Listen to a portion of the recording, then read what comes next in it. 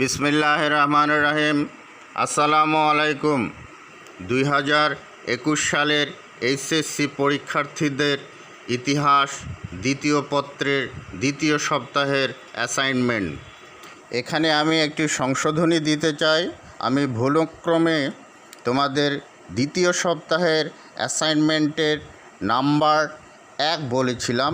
1-এর পরিবর্তে এটা 2 হবে এবং প্রথম সপ্তাহ নয়, এর দ্বিতীয় পত্রটি হবে দ্বিতীয় সপ্তাহের অ্যাসাইনমেন্ট। এই অ্যাসাইনমেন্টের 3টি পয়েন্ট ইতিপূর্বে আমি আলোচনা করেছি। এখন 4 নাম্বার বা ঘ পয়েন্টটি, যেটি হলো বিপ্লবের পরবর্তী ফ্রান্স পুনর্গঠনে নেপোলিয়ন বোনাপার্টের গণমুখী সংস্কার এর বর্ণনা, এটি এখন আমি বর্ণনা বা আলোচনা করব। উপস্থাপনায় আমি মোহাম্মদ গোলাম আজিজ মিঠু, সহকারী অধ্যাপক, জমির উদ্দিন শাহ বালিকা উচ্চ বিদ্যালয় ও কলেজ, পাকেরহাট, খানসামা, দিনাজপুর। ফ্রান্স পুনর্গঠনে নেপোলিয়ন বোনাপার্টের গণমুখী সংস্কার। ফরাসি দেশকে আধুনিক চরিত্র দানের জন্য নেপোলিয়ন বোনাপার্ট প্রশাসন, আইন, বিচার, ধর্ম, শিক্ষা, অর্থনীতিসহ বিভিন্ন ক্ষেত্রে অভূতপূর্ব সংস্কার সাধন করেন। পুরাতন ঘুণে ধরা সমাজ ব্যবস্থাকে নতুনভাবে ঢেলে সাজানোর কর্মপরিকল্পনা প্রণয়ন ও বাস্তবায়নের মাধ্যমে নেপোলিয়ন ফরাসি বিপ্লবের সত্যিকার সাফল্য আনয়ন করেছেন। ফরাসি সমাজ ও রাষ্ট্রীয় জীবনে শান্তি, শৃঙ্খলা ও নিরাপত্তা নিশ্চিত হয়। নেপোলিয়ন বোনাপার্টের সূচিত উল্লেখযোগ্য সংস্কারসমূহ এখন আমি তোমাদের সামনে তুলে ধরছি। প্রথমেই 1 নাম্বার, প্রশাসন বিকেন্দ্রীকরণ। 1789 সালে ফরাসি বিপ্লবের পর ফরাসি দেশে প্রশাসনকে বিকেন্দ্রীকরণ শুরু করা হয়। এর ফলে জেলা ও প্রদেশের সঙ্গে কেন্দ্রের সম্পর্ক শিথিল হয়ে পড়ে। নেপোলিয়ন বোনাপার্ট কেন্দ্রীয়ভাবে প্রদেশ ও জেলায় দক্ষ ও অভিজ্ঞ প্রশাসকদের নিয়োগ প্রদান সহ গোটা প্রশাসনের উপর নিয়ন্ত্রণ প্রতিষ্ঠা করেন। আগে এই শাসনকর্তাগণ স্থানীয়দের ভোটে নির্বাচিত হতেন। নেপোলিয়ন নির্বাচনের পরিবর্তে মনোনয়নকে প্রাধান্য দেন। প্রদেশগুলোর যাবতীয় ক্ষমতা প্রিফেক্টদের হাতে রাখেন। তাদের নিয়োগের ক্ষেত্রে যোগ্যতাই একমাত্র শর্ত ছিল। তাদের অধীন উপপ্রিফেক্টগণ কাজ করতেন। সকল শ্রেণীর প্রশাসক ও সরকারি কর্মকর্তাকে কনসাল হিসাবে তিনিই নিয়োগ দিতেন। এসব তিনি সম্পন্ন করতেন ফ্রান্সের রাষ্ট্রীয় পরিষদ তথা কাউন্সিল অফ স্টেট নামক একটি সংস্থার মাধ্যমে। উক্ত পরিষদের সদস্যদের তিনি নিজেই মনোনীত করতেন।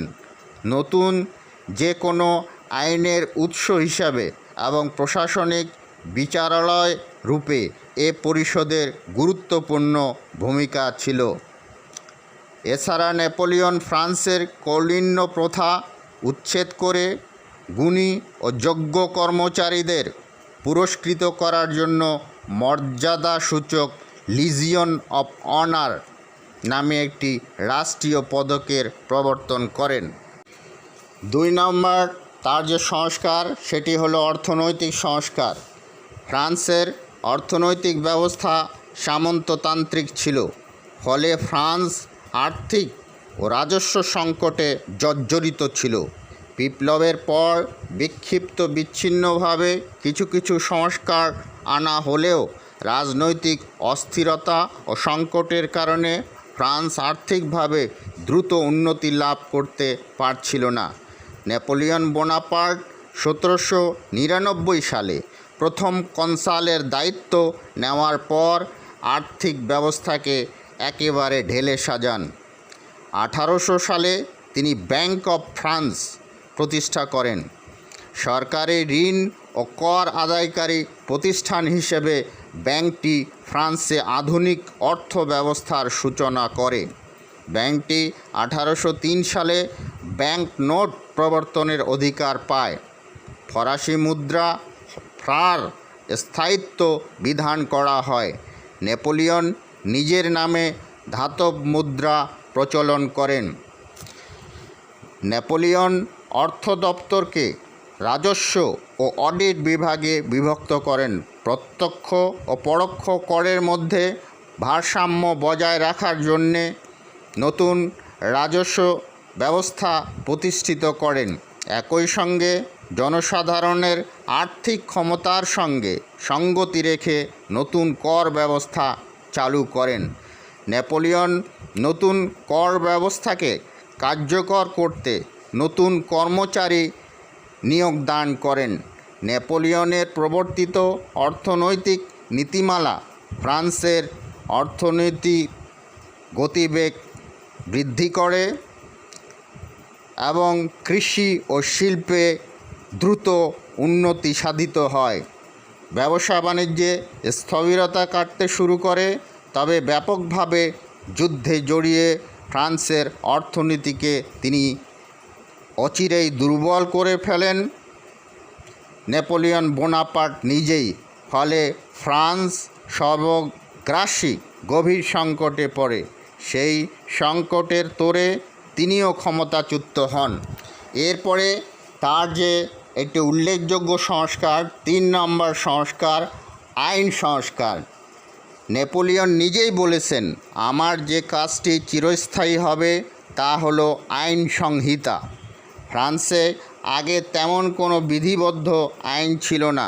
নেপোলিয়ন অত্যন্ত জটিল এবং দুরূহ এই কাজটি সম্পন্ন করেছেন। বিপ্লবের অন্যতম আদর্শ সামাজিক সাম্যের প্রতি দৃষ্টি রেখে আধুনিক ফরাসি সমাজ গঠনের লক্ষ্যে তিনি আইন পরিমার্জন ও প্রণয়ন করার ব্যবস্থা করেন। নেপোলিয়ন বোনাপার্ট দেশের আইনজ্ঞদের নিয়ে একটি কমিটি গঠন করেন। আইনজ্ঞ কমিটি রোমান আইনসহ ফরাসি সমাজের বাস্তবতা ব্যাখ্যা বিশ্লেষণ করে যে আইনের দলিল রচনা করেন তা পরবর্তী সময়ে কোড অফ নেপোলিয়ন বা নেপোলিনীয় সংহিতা নামে পরিচিত। এতে ফৌজদারি, দেওয়ানি এবং বাণিজ্যিক মিলিয়ে মোট 2287টি আইনের ধারা স্থান পায়। এই আইনকে অনেকে ফরাসি সমাজের নতুন বাইবেল তথা দিক নির্দেশনা হিসাবে গণ্য করেন।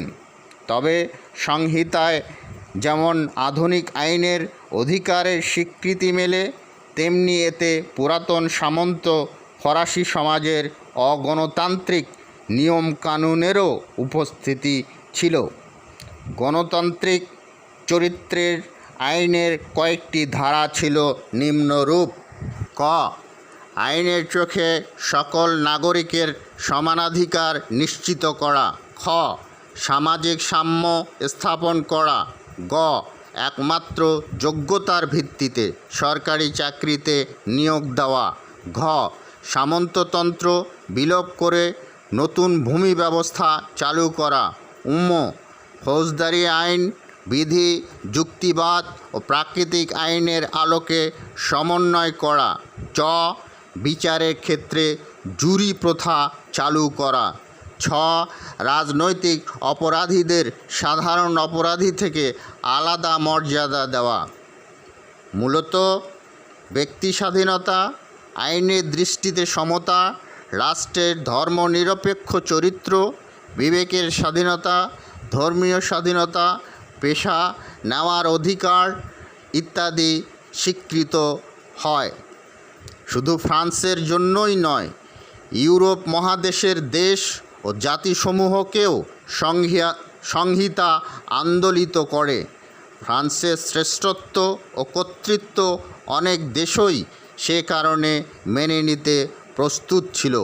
অন্যদিকে তার আইনে যে প্রতিক্রিয়াশীল দিকগুলো ছিল সেগুলো হলো নিম্নরূপ।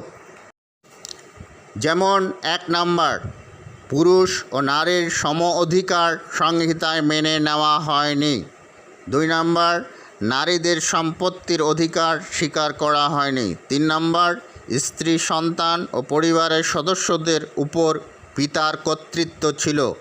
4 নাম্বার, মালিক ও শ্রমিকের স্বার্থ সমানভাবে গুরুত্ব না দেওয়া। এক্ষেত্রে উভয়ের মধ্যে যে কোনো বিরোধে মালিকের স্বার্থই বিবেচনায় নেওয়ার বিধান রাখা হয়। এসব সীমাবদ্ধতার পরও নেপোলিয়নের সংহিতার প্রতি কৃষক এবং মধ্যবিত্ত শ্রেণীর ব্যাপক সমর্থন ছিল। এরপর 4 নাম্বার, শিক্ষা সংস্কার। নেপোলিয়নের শিক্ষাক্ষেত্রে সংস্কার। নেপোলিয়ন বোনাপার্ট সমগ্র ফরাসি জাতিকে শিক্ষিত করার গুরুত্ব বিশেষভাবে উপলব্ধি করেছিলেন। সে কারণে তিনি জাতীয়ভাবে শিক্ষা সংস্কারে হাত দেন। প্রতিটি প্রিফেক্ট বা সাব প্রিফেক্টের অধীন একটি করে প্রাথমিক বিদ্যালয় স্থাপন, মাধ্যমিক ও গ্রামার স্কুলগুলোতে ভাষা শিক্ষা, শহরে লিসে তথা সরকারি আদর্শ বিদ্যালয় স্থাপন তার উল্লেখযোগ্য উদ্যোগ ছিল। লিসেগুলো আধা সামরিক ছিল। বিদ্যালয়ে নতুন নতুন বিভাগ চালু করা এবং বৈজ্ঞানিক গবেষণা ও প্রায়োগিক বিদ্যার প্রসারে মনোযোগ দেওয়া হয়। নেপোলিয়নের 5 নাম্বার সংস্কারটি ছিল বাণিজ্য আইন সংস্কার। ফ্রান্সে ব্যবসা বাণিজ্যের প্রসারে বাণিজ্য সংক্রান্ত বিরোধ দূরীকরণের লক্ষ্যে বাণিজ্য আদালত ও বিধিবদ্ধ আইন তিনি প্রচলন করেন। নেপোলিয়ন বোনাপার্টের 6 নাম্বার যে সংস্কারটি ছিল সেটি হলো ধর্ম সংস্কার। ফ্রান্সে বিপ্লবের পর গির্জার সঙ্গে রাষ্ট্রের একটি বিরোধ চলে আসছিল। নেপোলিয়ন পোপের দাবির সঙ্গে সামঞ্জস্য রেখে এই বিরোধ নিষ্পন্ন করেন। এটিকে ইতিহাসে মীমাংসা নীতি বলা হয়।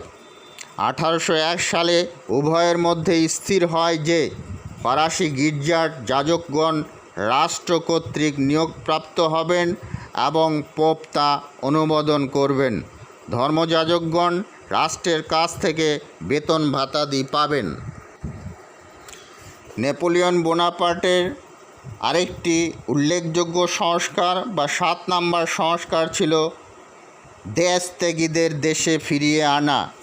বিপ্লবের পর অভিজাত শ্রেণীর অনেক ব্যক্তি ফ্রান্সের বাইরে চলে যান। তারা সেখানে বসে ফরাসি সরকারের বিরুদ্ধে নানা ধরনের কর্মতৎপরতা পরিচালনা করতেন। নেপোলিয়ন 1802 সালে এক আদেশ বা অর্ডার বলে ইমিগ্রেন্ট এইসব ব্যক্তির বিরুদ্ধে অভিযোগ তুলে নেন এবং তাদের দেশে ফিরে আসার ব্যবস্থা করেন। অনেকেই সেই সুযোগ গ্রহণ করে দেশে স্থায়ীভাবে ফিরে আসেন। বিপ্লব পরবর্তী ফ্রান্সে নানা উত্থান পতন ঘটেছে, কিন্তু ফ্রান্সকে গড়ে তোলার জন্য যেসব বাস্তবোচিত এবং সময়োচিত উদ্যোগ নেওয়া জরুরি ছিল তা নেপোলিয়ন বোনাপার্ট ক্ষমতা গ্রহণ করার পরপরই সংস্কার কর্মসূচির মাধ্যমে শুরু করেন। নেপোলিয়নের এইসব সংস্কার কর্মসূচির অনেকগুলোই ফ্রান্সকে সুদূর প্রসারী লক্ষ্যে পরিচালিত হতে সাহায্য করেছিল, যা ফরাসি বিপ্লবের সাফল্য হিসাবে বিবেচিত করা হয়ে থাকে। তাহলে এতক্ষণ ধরে আমি তোমাদের ইতিহাস দ্বিতীয় পত্রের দ্বিতীয় সপ্তাহের অ্যাসাইনমেন্টের 4 নাম্বার যে পয়েন্ট, যেটি হলো বিপ্লবের পরবর্তী ফ্রান্স পুনর্গঠনে নেপোলিয়ন বোনাপার্টের গণমুখী সংস্কারগুলো বর্ণনা করলাম, আলোচনা করলাম। এরপরে আমি সর্বশেষ যে পয়েন্টটি এই অ্যাসাইনমেন্টের, যেটি হচ্ছে নেপোলিয়ন বোনাপার্টের গণমুখী সংস্কারের মূল্যায়ন, এটি আলোচনা করব। ততক্ষণের জন্য সকলের মঙ্গল ও সুস্বাস্থ্য কামনা করে এখানেই বিদায় নিচ্ছি। করোনাকালীন এই বিশেষ পরিস্থিতিতে বাড়িতেই অবস্থান করার অনুরোধ জানাচ্ছি এবং বিশেষ জরুরি প্রয়োজনে বাড়ির বাইরে গেলে মাস্ক পরিধান সহ স্বাস্থ্যবিধিগুলো মেনে চলার এবং সামাজিক দূরত্ব বজায় রেখে চলার অনুরোধ জানাচ্ছি। মহান আল্লাহ আমাদেরকে এই করোনাকালীন সংকট থেকে সবাইকে অচিরেই উদ্ধার করুন, সবাইকে হেফাজত করুন। মহান আল্লাহ আমাদের সকলের সহায় হন। আল্লাহ হাফেজ।